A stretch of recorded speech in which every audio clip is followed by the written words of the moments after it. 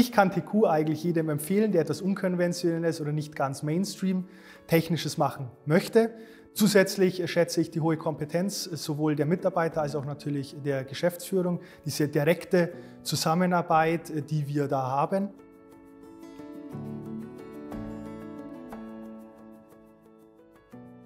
Mein Name ist Dr. Stefan Mendel. Ich bin der Gründer und Geschäftsführer der Silent Wings GmbH, die wir zusammen mit der TQ Systems GmbH Ende 2018 gegründet haben.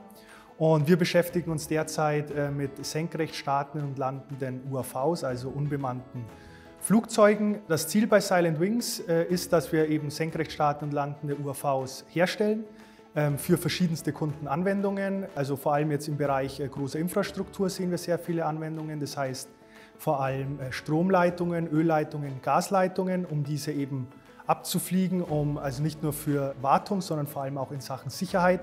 Das heißt, der Gesetzgeber schreibt zum Beispiel vor, dass Gasleitungen in einem bestimmten Rhythmus abgeflogen werden sollen oder auch müssen.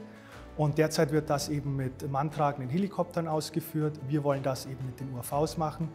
Natürlich ist der Hauptaspekt, dass man Kosten einspart. Das ist natürlich auch im großen Interesse der Kunden. Aber es geht auch vor allem um Umweltschutz, da wir natürlich keine Emissionen haben verglichen mit dem Helikopter.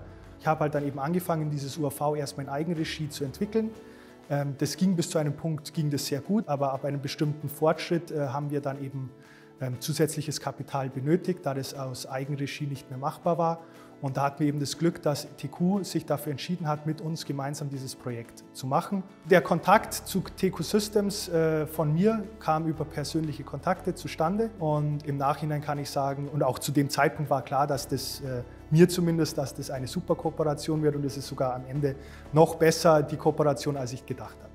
Ich kann TQ eigentlich jedem empfehlen, der etwas Unkonventionelles oder nicht ganz Mainstream Technisches machen möchte, da TQ sehr großes technisches Verständnis hat und grundsätzlich an Neuerungen und Innovationen interessiert sind. Das heißt, es muss sich dabei nicht um etwas handeln, wo die schon tätig sind oder bereits Entwicklungen gemacht wurden. Im Gegenteil, etwas, was völlig anders ist, was aber ein Marktpotenzial und ein technisches Potenzial birgt, werden oder wollen die eigentlich unterstützen.